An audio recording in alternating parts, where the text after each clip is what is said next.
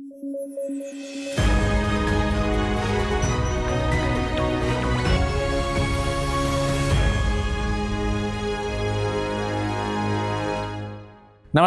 News at 9 programme में आपका स्वागत है। मेरा नाम है विरत दुबे। अब आइए नजर डालते हैं खबरों पर विस्तार से।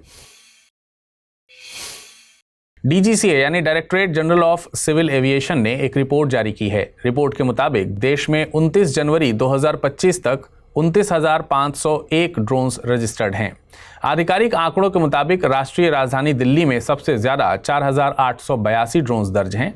दिल्ली के बाद रजिस्टर्ड ड्रोन्स की सबसे ज्यादा संख्या तमिलनाडु और महाराष्ट्र में है। हर रजिस्टर्ड ड्रोन को डीजीसीए द्वारा संचालित डिजिटल स्काई प्लेटफॉर्म से एक यूनिक आइडेंटिफिकेशन नंबर यानी यूआईएन जारी किया जाता है। भारत में ड्रोन एरोस्पेस का मैप 3 जोन्स में डिवाइड किया गया है, ग्रीन, रेड और येलो जोन। ग्रीन जोन में ड्रोन्स उड़ाने के लिए किसी भी तरह की परमिशन की जरूरत नहीं होती है। वहीं येलो जोन में ड्रोन उड़ाने के लिए संबंधित एयर ट्रैफिक कंट्रोल को मंजूरी देनी होती है। रेड जोन में ड्रोन उड़ाने के लिए केंद्र सरकार से अनुमति लेनी होगी।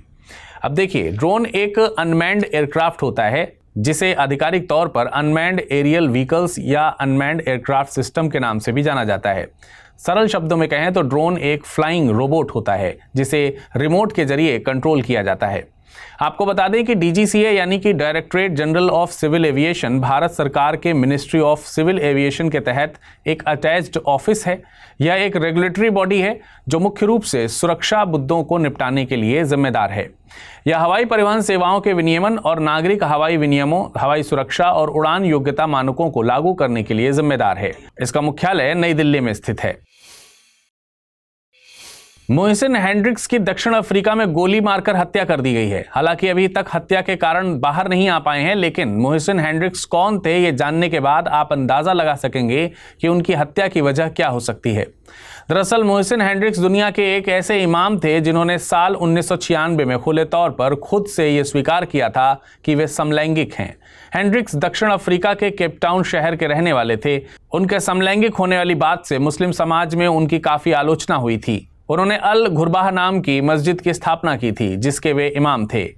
बीबीसी के मुताबिक उनकी हत्या तब की गई जब वे एक समलैंगिक विवाह में शामिल होने गए थे। इससे अंदाजा लगाया जा रहा है कि उनकी हत्या के इरादे में उनका समलैंगिक होना वजह हो सकता है। दक्षिण अफ्रीका में पहले रंगभेद या अपार्थाइड प्रचलित था, लेकिन रंगभेद के बाद बनने वाले संविधान में यह सुनिश्चित किया गया था कि लोगों के साथ उनकी सेक्सुअलिटी की वजह से भेदभाव न किया जाए। साल 2006 में दक्षिण अफ्रीका ने सेम सेक्स मैरिज को लीगल कर दिया था और ये ऐसा करने वाला अफ्रीका का पहला देश बना था। लेकिन ठीक ठाक संख्या में एलजीबीटी समुदाय होने के बावजूद इस देश में समलैंगिक लोगों को अभी भी भेदभाव और हिंसा का सामना करना पड़ता है। वर्तमान में 40 देश और टेरिटरीज ऐसे हैं जहां पर सेम सेक्स मैरिज को विधिक तौर पर मान्यता दी गई है। हाल ही में थाईलैंड पहला साउथ ईस्ट एशियन देश बना है जहां पर सेम सेक्स मैरिज को लीगलाइज किया गया है। इसके अलावा यूरोप में लिंचेस्टीन ने हाल ही में सेम सेक्स मैरिज को विधिक मान्यता देने वाले कानून को लागू किया है। बीते साल ग्रीस पहला ऐसा ऑर्थोडॉक्स क्रिश्चियन देश बना था जिसने सेम सेक्स मैरिज को लीगलाइज किया था। सेम सेक्स मैरिज को लीगलाइज करने की शुरुआत हुई थी नीदरलैंड से। साल 2001 में नीदरलैंड्स दुनिया का पहला देश बना था जिसने सेम सेक्स मैरिज को लीगलाइज करने वाले कानून को पास किया था। ध्यान रहे कि भारत में सुप्रीम कोर्ट ने साल 2023 के फैसले में समलैंगिक विवाह को विधिक मान्यता देने से इनकार कर दिया था। हालांकि साल 2018 में सुप्रीम कोर्ट ने समलैंगिक रिश्तों को अवैध ठहराने वाले कानून को रद्द कर दिया था। माने भारत में समलैंगिक होना अपराध नहीं है, लेकिन समलैंगिक विवाह को लीगल दर्जा नहीं दिया गया है। रूस यूक्रेन युद्ध को खत्म करने के इरादे से सऊदी अरब में एक बैठक आयोजित की जा रही है, जिसके लिए यूएसए के स्टेट सेक्रेटरी मार्को रूबियो सऊदी अरब पहुंच गए हैं। ये वार्ता रूसी और अमेरिकी अधिकारियों के बीच सालों में होने वाली पहली उच्च स्तरीय आमने सामने की चर्चा होगी। इस वार्ता का मकसद यूएसए और रूस के राष्ट्रपतियों के बीच होने वाली बैठक के लिए फील्ड तैयार करना है। ये वार्ता तय करेगी कि रूस के राष्ट्रपति व्लादिमीर पुतिन शांति को लेकर सीरियस हैं या नहीं। लेकिन खबरों के मुताबिक इस वार्ता में यूक्रेन को न्योता नहीं दिया गया है।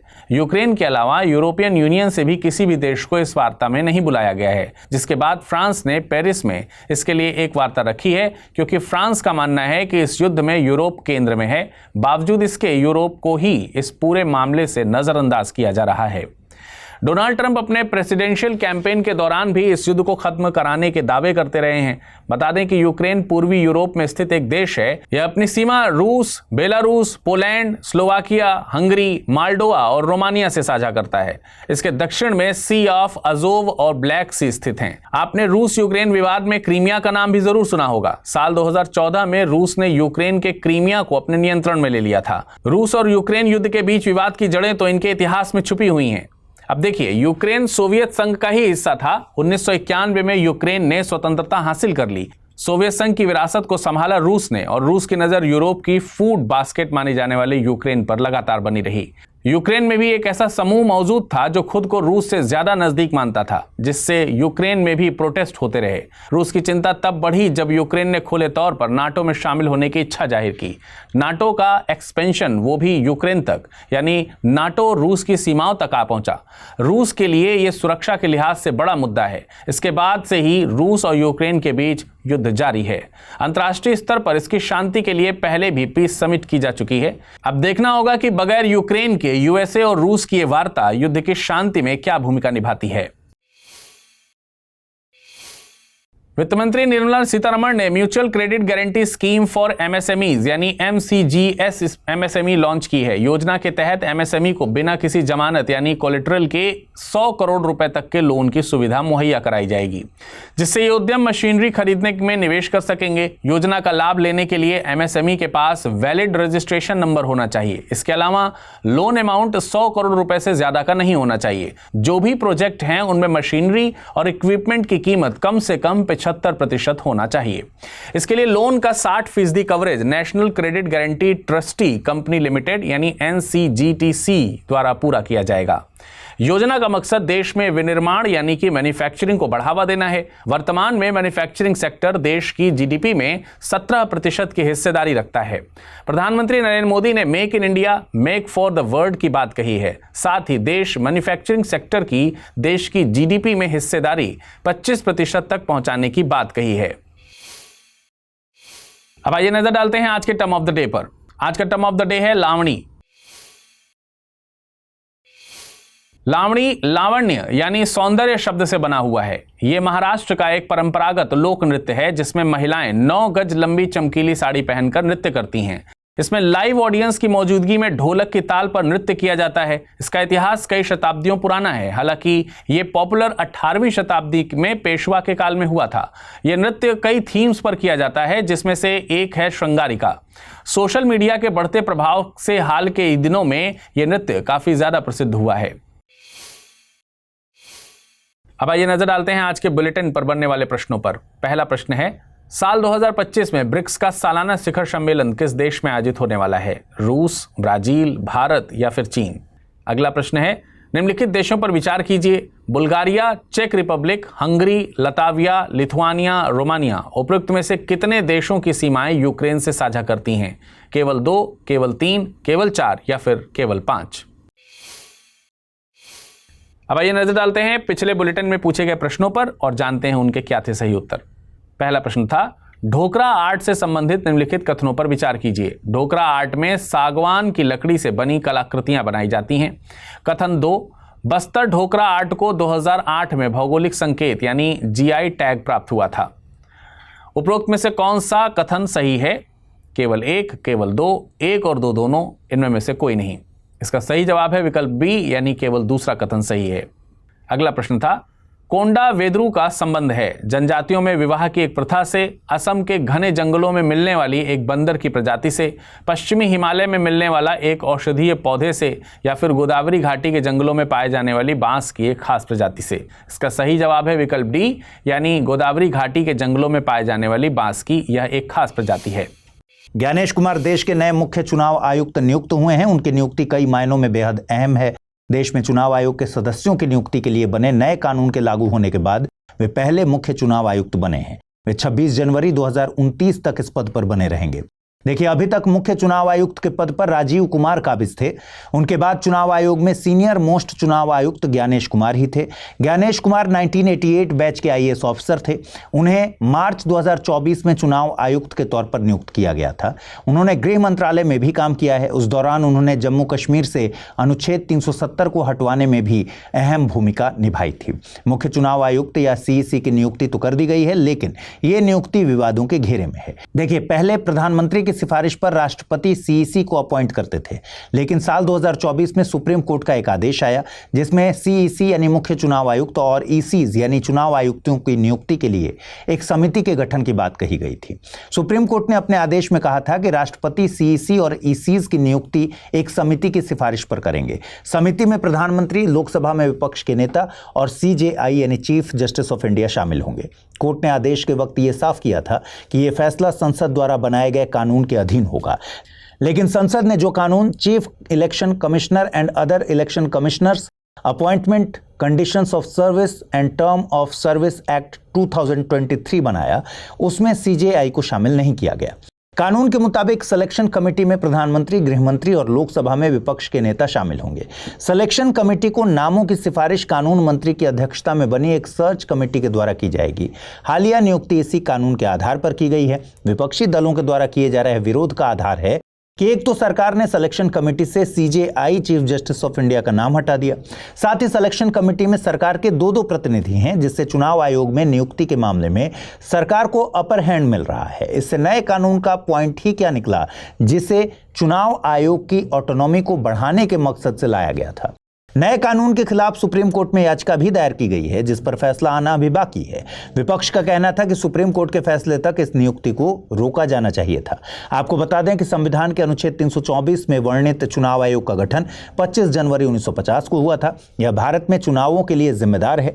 यह संस्था Lok Sabha, Rajya Sabha, state legislative assemblies और राष्ट्रपति तथा उपराष्ट्रपति के चुनाव आयोजित कराती है। शुरुआत में चुनाव आयोग केवल एक मुख्य चुनाव आयुक्त से मिलकर बना था। वर्तमान में यह संस्था एक मुख्य चुनाव आयुक्त और 2 चुनाव आयुक्तों के साथ काम करती है। 16 अक्टूबर 1989 को पहली बार 2 अतिरिक्त चुनाव आयुक्तों की नियुक्ति की गई थी। हालांकि इनका कार्यकाल 1 जनवरी 1990 तक ही रहा। 1 अक्टूबर 1993 को एक बार फिर से 2 चुनाव आयुक्तों की नियुक्ति की गई। इसके बाद से अब तक चुनाव आयोग बहुसदस्यीय संस्था के तौर पर काम कर रहा है। चुनाव आयोग को संविधान में सलाहकारी और अर्ध न्यायिक काम सौंपे गए हैं। इसके निर्णयों को हाईकोर्ट और सुप्रीम कोर्ट में चुनौती दी जा सकती है। इसके कार्यों की बात करें तो निर्वाचक नामावली तैयार करना और मतदाताओं को पंजीकृत करना इसके मुख्य कार्य हैं। निर्वाचन की तिथि और समय सारणी निर्धारित करना और नामांकन पत्रों का परीक्षण करना, राजनीतिक दलों को मान्यता प्रदान करना और निर्वाचन चिन्ह आवंटित करना। इसके अलावा राजनीतिक दलों को मान्यता प्रदान करने और चुनाव चिन्ह देने के मामले में हुए विवाद के समाधान के लिए न्यायालय की तरह काम करना भी चुनाव आयोग के कामों में शामिल है। इन दिनों प्रयागराज में चल रहे महाकुंभ की खबरें न्यूज चैनल से लेकर सोशल मीडिया रील्स में हर जगह दिखाई दे रही हैं, लेकिन महाकुंभ को लेकर आई हालिया खबर चिंताजनक है। दरअसल सीपीसीबी यानी सेंट्रल पोल्यूशन कंट्रोल बोर्ड ने एनजीटी यानी नेशनल ग्रीन ट्रिब्यूनल को एक रिपोर्ट सौंपी है। इसके मुताबिक पवित्र डुबकी लेने के लिए लोग जिस नदी में स्नान कर रहे हैं, उस पानी में फीकल कॉलीफॉर्म का उच्च स्तर पाया गया है।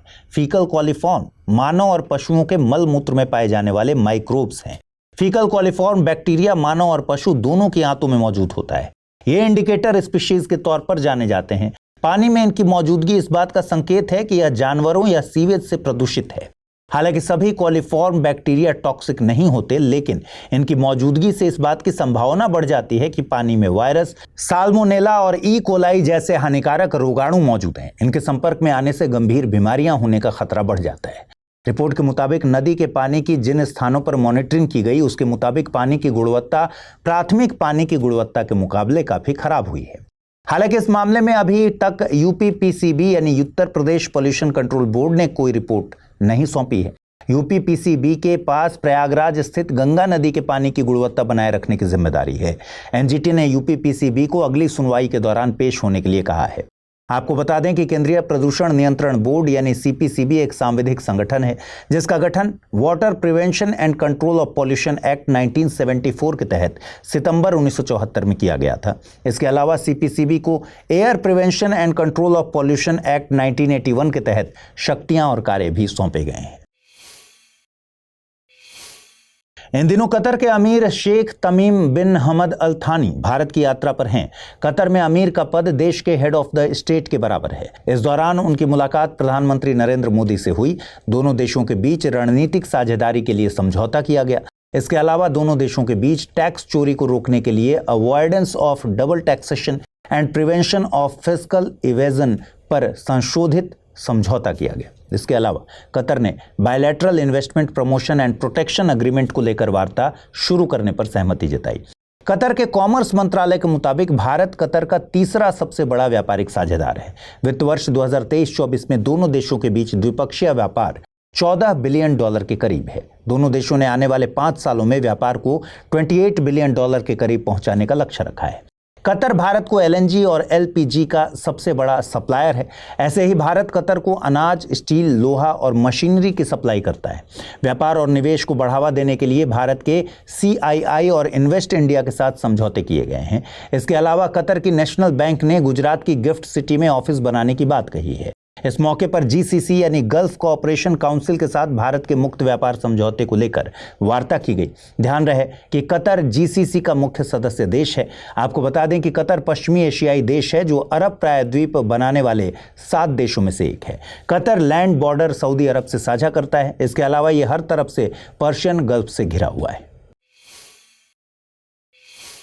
स्वास्थ्य मंत्रालय ने कैंसर को रोकने के लिए एक बड़ी घोषणा की है। मंत्रालय के मुताबिक महिलाओं को प्रभावित करने वाले कैंसर के लिए वैक्सीन 5 से 6 महीने के भीतर ही उपलब्ध होगी। 9 से 16 साल की आयु की लड़कियां इस वैक्सीन को लगवाने के लिए एलिजिबल होंगी। ये वैक्सीन महिलाओं में होने वाले ओरल, सर्वाइकल और ब्रेस्ट कैंसर को रोकने में मददगार साबित होगी। स्वास्थ्य मंत्रालय के मुताबिक वैक्सीन को लेकर रिसर्च का काम लगभग पूरा हो गया है। इसके लिए ट्रायल्स किए जा रहे हैं। वहीं 30 साल से ज्यादा उम्र की महिलाओं को अस्पतालों में जांच करानी होगी और रोग का शीघ्र पता लगाने के लिए डे केयर कैंसर सेंटर स्थापित किए जाएंगे। इसके अलावा सरकार ने कैंसर के इलाज में इस्तेमाल होने वाली दवाओं पर भी सीमा शुल्क माफ कर दिया है। ICMR national institute of cancer prevention and research के मुताबिक भारत में हर 8 मिनट में एक महिला सर्वाइकल कैंसर से मर जाती है। वहीं भारत में ब्रेस्ट कैंसर से पीड़ित हर 2 महिलाओं में से 1 महिला की मृत्यु हो जाती है। भारत में तंबाकू से संबंधित बीमारियों के कारण हर दिन 2500 से ज्यादा लोग मरते हैं। पुरुषों में 5 में से 1 मौत और महिलाओं में 20 में 1 मौत स्मोकिंग के कारण होती है। भारत में लगभग 9 में से 1 व्यक्ति को अपने जीवन काल में कैंसर का सामना करना पड़ता है। पुरुषों में लंग्स कैंसर के मामले सबसे ज्यादा हैं। वहीं महिलाओं को होने वाले कैंसर में ब्रेस्ट कैंसर सबसे ऊपर है। आइए देखते हैं आज का टर्म ऑफ द डे। आज का टर्म ऑफ द डे है पार्टिकुलेट मैटर या फिर PM। PM का मतलब है पार्टिकुलेट मैटर, जिसे पार्टिकल प्रदूषण भी कहते हैं। यह हवा में पाए जाने वाले ठोस कणों और लिक्विड ड्रॉपलेट्स के मिश्रण के लिए एक शब्द है। धूल, गंदगी, कालिख या धुआं जैसे कुछ कण इतने बड़े होते हैं कि उन्हें न्यूड आइज से देखा जा सकता है। वहीं कुछ इतने छोटे होते हैं कि उन्हें केवल इलेक्ट्रॉन माइक्रोस्कोप का उपयोग करके ही देख सकते हैं। पार्टिकुलेट मैटर के प्रमुख घटकों में sulphates, nitrates, ammonia, sodium chloride, black carbon, mineral dust इत्यादि शामिल होते हैं। पार्टिकल प्रदूषण में PM10 और PM2.5 को शामिल किया जाता है। PM2.5 का डायमीटर यानी कि व्यास 2.5 माइक्रोमीटर से कम होता है, जो मानव के बाल के व्यास का लगभग 3% है। यह सांस संबंधी समस्याओं का कारण बनता है। आइए देखते हैं आज के बुलेटिन पर आधारित सवाल। पहला सवाल, प्रोजेक्ट वाटरवर्थ की घोषणा किस कंपनी के द्वारा की गई है? मेटा, गूगल, अमेजॉन या फिर स्टारलिंक? अगला प्रश्न है, हाल ही में मुख्य चुनाव आयुक्त के पद पर किसे नियुक्त किया गया है? राजीव कुमार, ज्ञानेश कुमार, अरविंद पनगढ़िया या फिर प्रकाश श्रीवास्तव? आइए देखते हैं पिछले बुलेटिन में आपसे कौन से सवाल पूछे गए थे, उनके सही जवाब क्या है। 2025 में ब्रिक्स का सालाना शिखर सम्मेलन किस देश में आयोजित होने वाला है? रूस, ब्राजील, भारत या फिर चीन? सही जवाब है ब्राजील यानी विकल्प बी। और दूसरा प्रश्न पूछा गया था, निम्नलिखित देशों पर विचार कीजिए: बुल्गारिया, चेक Republic, Hungary, Latvia, Lithuania, Romania. उपर्युक्त में से कितने देशों की सीमाएं यूक्रेन से साझी हैं? केवल 2, केवल 3, केवल 4 या फिर केवल 5? सही जवाब है विकल्प ए यानी केवल 2 देश, हंगरी और रोमानिया, यूक्रेन से सीमा साझा करते हैं। दोस्तों, अगर आप UPSC या एस्पिरेंट हैं तो आपके लिए गेम चेंजिंग अपॉर्चुनिटी है स्टडी IQ का नया संपूर्ण बैच। एक कॉम्प्रिहेंसिव प्रोग्राम जिसमें टॉप एडुकेटर्स के साथ 1000+ आवर्स की live classes, personalised mentorship and hand written notes से लेकर PRP, MRP जैसे इंटेंसिव प्रोग्राम्स हैं। प्रीलिम्स और मेंस स्कॉलरशिप के तहत प्रीलिम्स क्लियर करने पर पूरी फीस रिफंड हो जाएगी। टॉप परफॉर्मर्स के लिए हर मंथ 11,000 रुपीज का cash reward. Economically weaker sections के लिए स्पेशल उड़ान स्कॉलरशिप भी है। X secretary Anil Swarup sir खुद गाइड करेंगे आपको इस जर्नी में। स्टडी IQ पर 2 करोड़ इंडियंस का ट्रस्ट है और अब संपूर्ण बैच के साथ आपका UPSC ड्रीम भी होगा अचीव।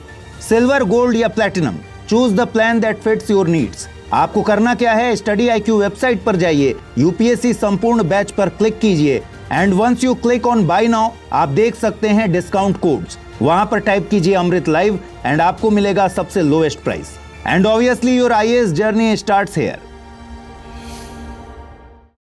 आइए शुरू करें। आज यानी 19 फरवरी के दिन छत्रपति शिवाजी महाराज की 395वीं जयंती मनाई गई। उनका जन्म वर्तमान महाराष्ट्र के पुणे जिले के शिवनेरी किले में 19 फरवरी 1630 को हुआ था। उनके पिता का नाम शाहजी भोंसले और माता का नाम जीजाबाई था। शिवनेरी किले में उनकी जयंती को लेकर एक समारोह का आयोजन किया गया। इस मौके पर महाराष्ट्र के मुख्यमंत्री देवेंद्र फडणवीस ने घोषणा की कि महाराष्ट्र सरकार छत्रपति शिवाजी महाराज के सभी किलों का विकास करेगी। साथ ही सभी किलों से अतिक्रमण हटाने के लिए एक टास्क फोर्स का गठन किया जा रहा है। इसके अलावा महाराष्ट्र सरकार ने 12 किलों को यूनेस्को हेरिटेज का दर्जा दिलाने की कवायद शुरू की है, जिनमें शिवनेरी फोर्ट भी शामिल है। देखिए, छत्रपति शिवाजी महाराज के नेतृत्व में स्वतंत्र मराठा राज्य की स्थापना हुई थी। छत्रपति शिवाजी महाराज पर उनके गुरु समर्थ रामदास का काफी प्रभाव था। उनके जीवन काल में पुरंदर की संधि बेहद महत्वपूर्ण है।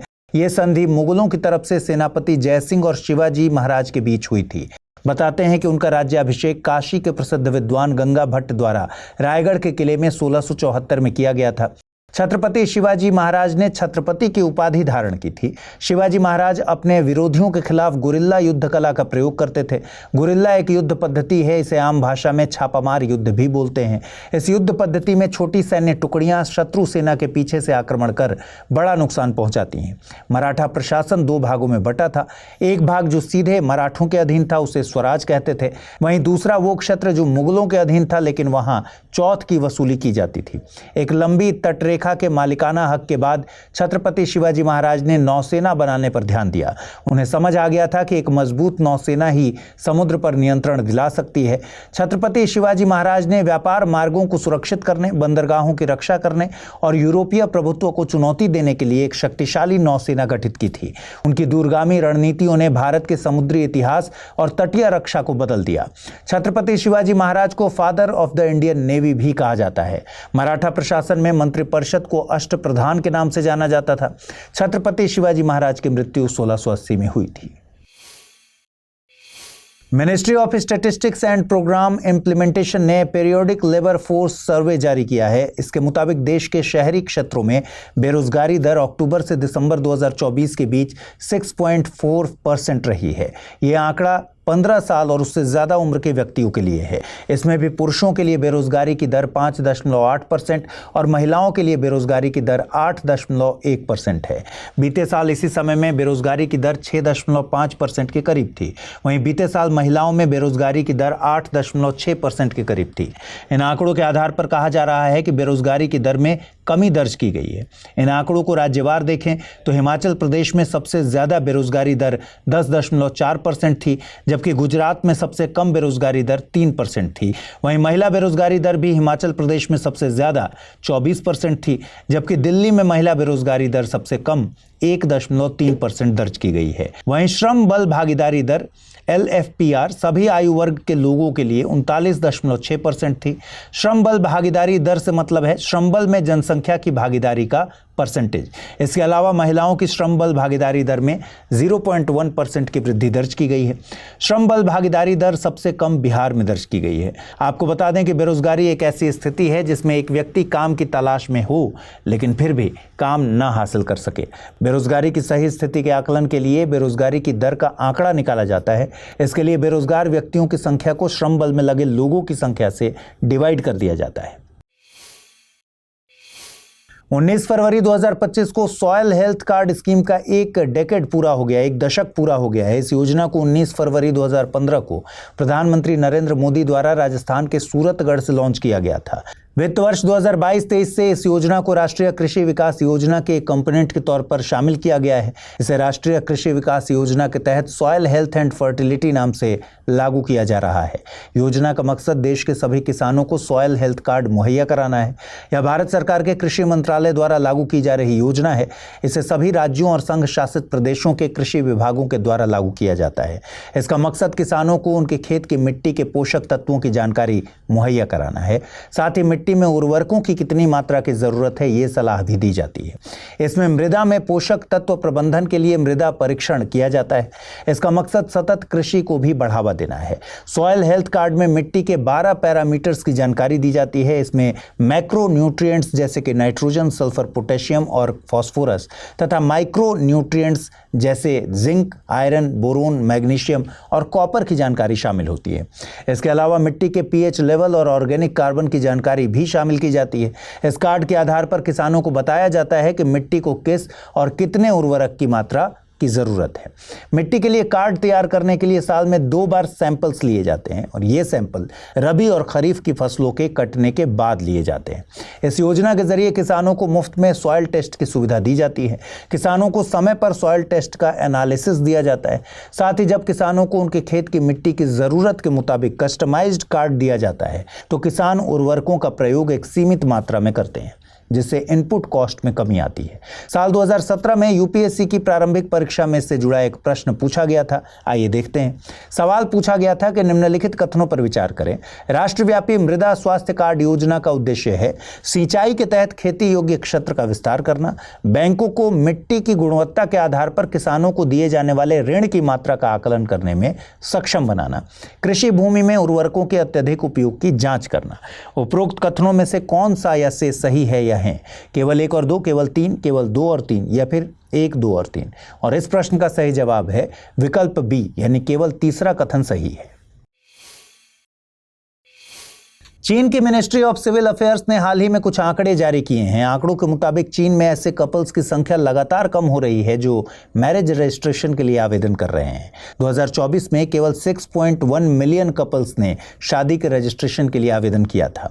साल 2023 के मुकाबले इन आंकड़ों में 20.3% की कमी दर्ज की गई है। चीन में लिविंग कॉस्ट में होती वृद्धि और शहरी बेरोजगारी के बढ़ने के चलते तकरीबन 44% शहरी महिलाएं शादी ही नहीं करना चाहती। शादी करने वाले कपल्स की कम होती संख्या को चीन में कम होती जनसंख्या के साथ जोड़कर देखा जा रहा है। पिछले 3 साल से चीन की जनसंख्या में लगातार गिरावट दर्ज की जा रही है। 2022 में तो ये आलम था कि चीन में होने वाली मौतों की संख्या के आंकड़ों ने जन्म दर के आंकड़ों को पार कर लिया था। जानकार बताते हैं कि शादी और जन्म दर में आने वाली गिरावट की वजह है चीन की 1 चाइल्ड पॉलिसी। चीन में 1 चाइल्ड पॉलिसी को साल 1980 में लागू किया गया था और इस पॉलिसी को चीन में 969 मिलियन जनसंख्या के बाद लागू किया गया था। इसमें चीन के कपल्स को केवल एक ही बच्चा पैदा करने का प्रावधान किया गया था। इस पॉलिसी को बेहद कड़े तरीके से लागू भी किया गया, जिसमें फोर्स्ड अबॉर्शन से लेकर फाइन तक को शामिल किया गया था। इस पॉलिसी के चलते चीन में जनसंख्या नियंत्रण तो हुआ, लेकिन सेक्स रेशियो गड़बड़ हो गया। जब लोगों पर 1 चाइल्ड का दबाव बनाया गया तो उन्होंने चाइल्ड के तौर पर मेल चाइल्ड को प्राथमिकता दी। इस इम्बैलेंस और घटती जनसंख्या को कंट्रोल करने के मकसद से 2016 में चीन के राष्ट्रपति शी जिनपिंग ने 2 चाइल्ड पॉलिसी लागू की। 2021 में इसे मॉडिफाई करके 3 चाइल्ड पॉलिसी किया गया, लेकिन इसका कोई खास असर देखने को नहीं मिला है। आइए देखते हैं आज का टर्म ऑफ द डे। आज का टर्म ऑफ द डे है ट्रोपोस्फेयर, यानी कि क्षोभ मंडल। ट्रोपोस्फेयर यानी क्षोभ मंडल पृथ्वी के वायुमंडल की सबसे निचली लेयर होती है। वैसे तो इसकी औसत ऊंचाई 13 किलोमीटर के आसपास है, लेकिन पोल्स और इक्वेटर पर इसकी हाइट वेरी करती है। पोल्स पर इसकी हाइट 8 किलोमीटर तक, तो इक्वेटर पर इसकी हाइट 18 किलोमीटर तक होती है। इस हाइट को पृथ्वी की सतह से मापा जाता है, तो एक तरह से हम ट्रोपोस्फेयर में ही रहते हैं। ये लेयर इंसानों के लिहाज से बहुत इंपॉर्टेंट है। सारी मौसमी घटनाएं इसी लेयर में होती हैं। इस लेयर में जैसे जैसे हम ऊपर जाएंगे तापमान कम होता जाता है। 165 मीटर की ऊंचाई पर 1 डिग्री सेल्सियस तापमान गिर जाता है। हमें आसमान में जो बादल दिखाई देते हैं, ज्यादातर बादल इसी लेयर में फॉर्म होते हैं। आइए अब जल्दी से देखते हैं बुलेटिन पर आधारित सवाल। पहला सवाल है, साल 2027 में पहले ओलंपिक ई स्पोर्ट्स गेम्स का आयोजन कहां किया जाएगा? सऊदी अरब, यूएई, यूएसए या फिर जापान? और दूसरा सवाल, राष्ट्रव्यापी मृदा स्वास्थ्य कार्ड योजना के संबंध में निम्नलिखित कथनों पर विचार करें। योजना को कृषि एवं किसान कल्याण मंत्रालय के तहत लागू किया जा रहा है। सॉयल हेल्थ कार्ड बनवाने के लिए किसानों को सीमित मात्रा में भुगतान करना पड़ता है। उपरोक्त कथनों में से कौन से कथन सही है या हैं? केवल एक, केवल दो, एक और दो दोनों, न तो एक न ही दो। आइए देखें पिछले बुलेटिन मैंने आपसे कौन से सवाल पूछे, उनके सही जवाब क्या हैं। पहला सवाल था, प्रोजेक्ट वाटरवर्थ की घोषणा किस कंपनी के द्वारा की गई है? मेटा, गूगल, अमेजॉन या फिर स्टारलिंक? सही जवाब है मेटा यानी विकल्प ए। और दूसरा, हाल ही में मुख्य चुनाव आयुक्त के पद पर किसे नियुक्त किया गया? राजीव कुमार, ज्ञानेश कुमार, अरविंद पनगढ़िया या फिर प्रकाश श्रीवास्तव? सही जवाब है विकल्प बी यानी ज्ञानेश कुमार। आइए शुरू करें।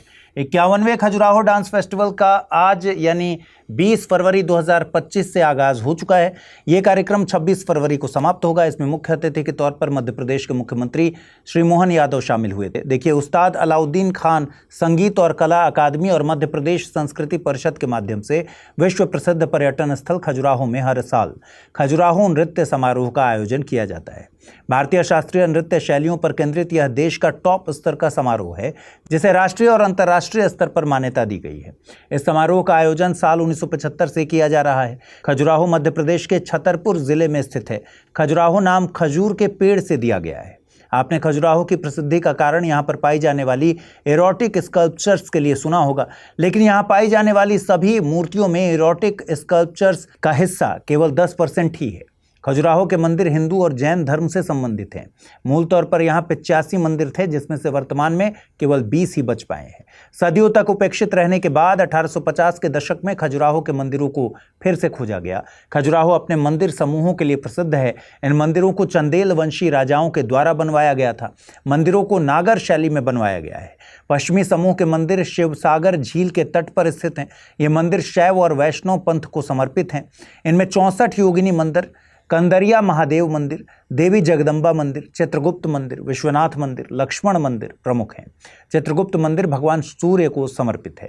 पूर्वी समूह के मंदिर में जैन और हिंदू मंदिर शामिल हैं। इनमें ब्रह्म मंदिर, वामन मंदिर, घंटाई मंदिर और पार्श्वनाथ मंदिर प्रमुख हैं। दक्षिणी समूह में दुलादेव और चतुर्भुज मंदिर प्रमुख हैं। चतुर्भुज खजुराहो में इकलौता ऐसा मंदिर है जिसमें एक भी इरोटिक स्कल्पचर नहीं है।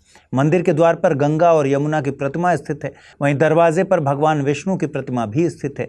ये प्रतिमा इस तरह से विराजमान है जैसे भगवान भक्तों को आशीर्वाद दे रहे हों। खजुराहो के मंदिर समूहों को यूनेस्को की विश्व विरासत सूची में साल 1986 में शामिल किया गया था।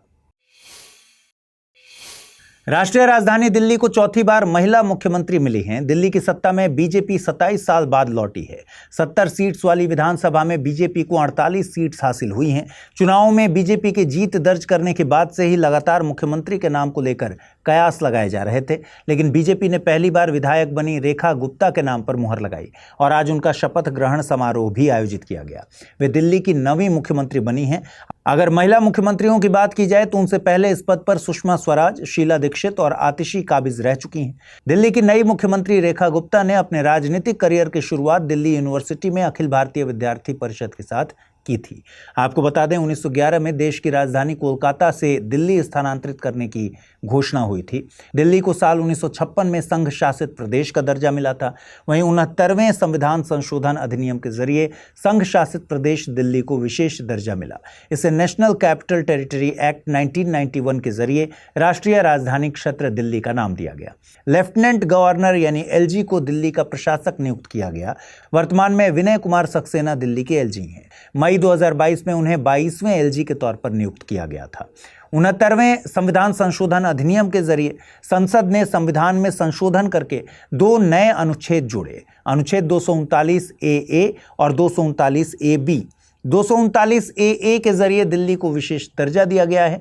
इसके तहत दिल्ली को एक मुख्यमंत्री और मंत्रिपरिषद मिली जो उपराज्यपाल को सलाह देती है। दिल्ली की विधानसभा राज्य सूची और समवर्ती सूची के कई विषयों पर कानून बना सकती है, लेकिन पुलिस, सार्वजनिक व्यवस्था और भूमि से जुड़े मामलों पर कानून बनाने का अधिकार इसे नहीं दिया गया है। वहीं अनुच्छेद 239 ए के मुताबिक अगर एलजी ऐसी रिपोर्ट राष्ट्रपति को सौंपते हैं कि दिल्ली सरकार संवैधानिक तौर पर दिल्ली का संचालन नहीं कर पा रही और राष्ट्रपति इस रिपोर्ट से सेटिस्फाई होते हैं, तो इसके बाद राष्ट्रपति अनुच्छेद 239 ए को निलंबित कर सकते हैं। देश में गैर संचारी रोगों यानी नॉन कम्युनिकेबल डिजीज एनसीडी के बढ़ते बोझ को देखते हुए स्वास्थ्य और परिवार कल्याण मंत्रालय ने 20 फरवरी से एक intensified special NCD screening campaign शुरू किया। एनसीडी से मतलब है इंसानी शरीर में होने वाली ऐसी बीमारियां जो एक व्यक्ति से दूसरे व्यक्ति में नहीं फैलती। इन्हें क्रॉनिक डिजीज भी कहते हैं। इन बीमारियों के कारण साइकोलॉजिकल, लाइफस्टाइल, पर्यावरणीय होते हैं। हार्ट अटैक, कैंसर, डायबिटीज और अस्थमा जैसी बीमारियों को एनसीडी के तहत रखा जा सकता है। 20 फरवरी से 31 मार्च 2025 तक चलने वाली इस पहल का मकसद है 30 साल और उससे अधिक उम्र के सभी व्यक्तियों की एनसीडीज के लिए 100% स्क्रीनिंग करना। इन नॉन कम्युनिकेबल डिजीज में डायबिटीज, हाई ब्लड प्रेशर और 3 आम तौर पर प्रचलित कैंसर, ओरल, ब्रेस्ट और सर्वाइकल शामिल है। इस कैंपेन को national programme for prevention and control of non communicable diseases NPNCD के तहत देश के विभिन्न स्वास्थ्य केंद्रों पर लागू किया जाएगा। कैंपेन के तहत देश भर में आशा कार्यकर्ता और फ्रंट लाइन वर्कर्स सामुदायिक दौरे करेंगे। साथ ही डोर टू डोर कैंपेन के तहत ज़्यादा से ज़्यादा लोगों की स्क्रीनिंग की जाएगी।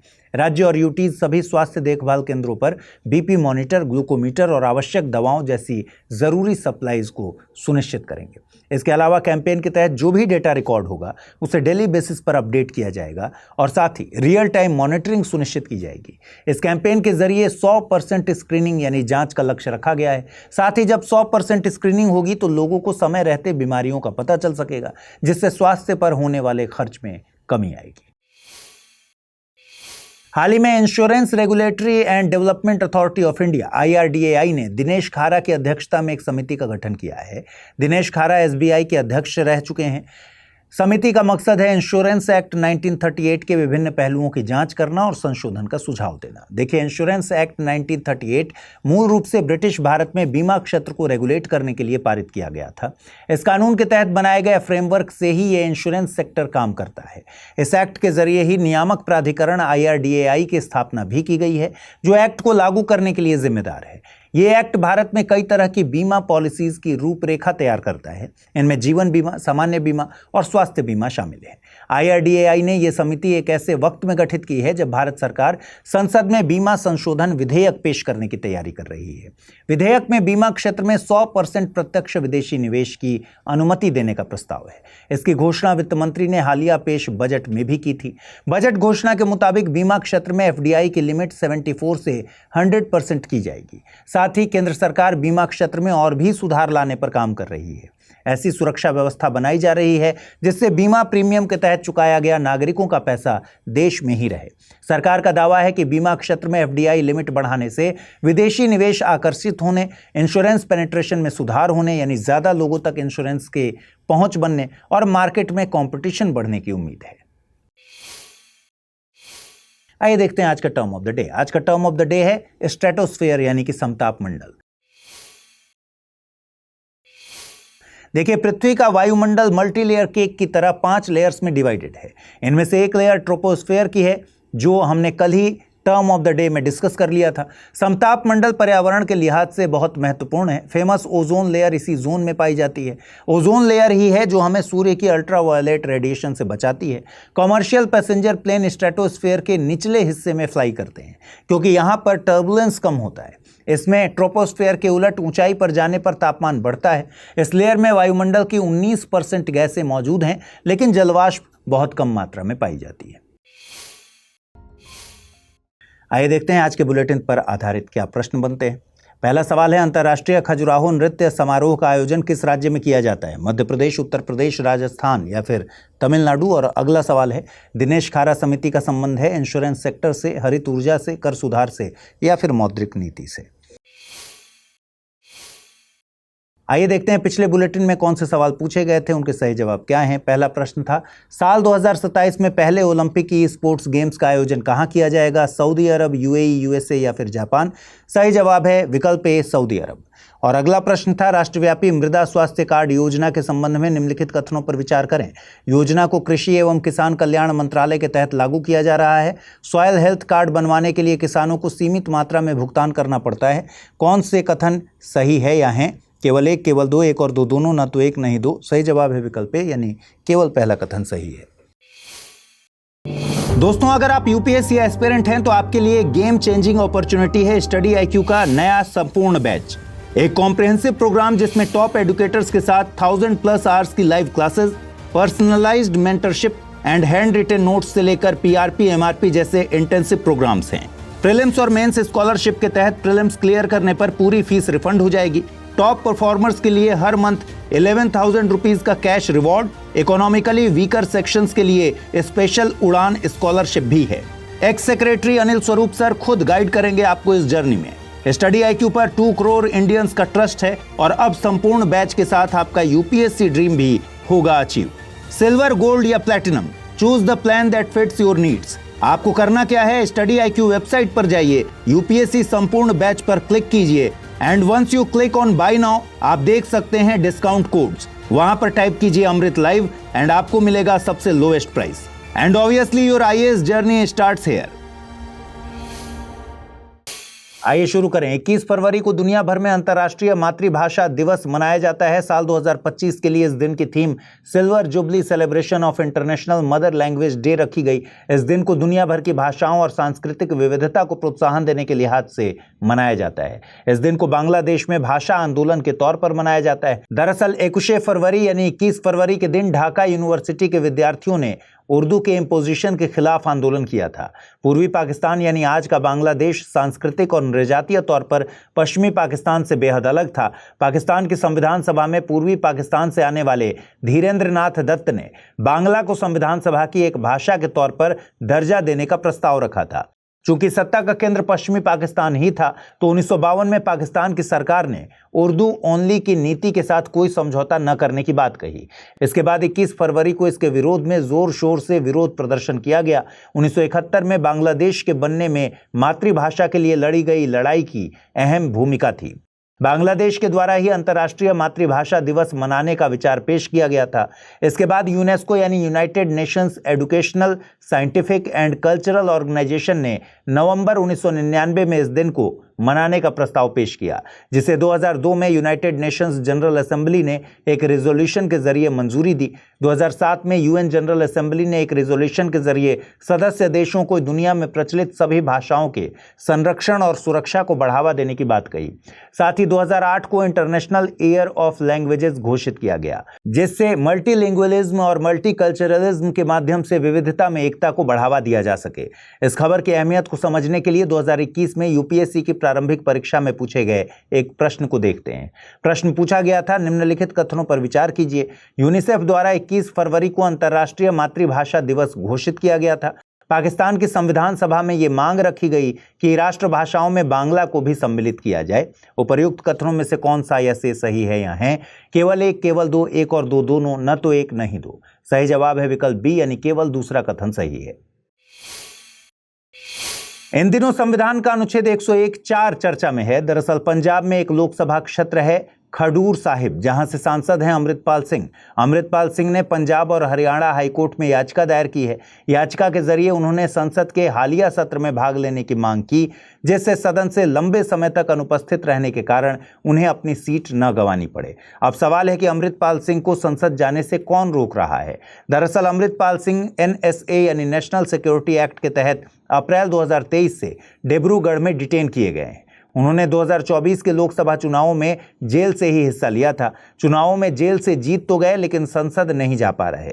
PRS के आंकड़ों के मुताबिक अभी तक उनकी अटेंडेंस महज 2% है। अब बात करते हैं संविधान के उस प्रावधान की जिसके डर के चलते सांसद अमृतपाल सिंह ने कोर्ट में याचिका दायर की है।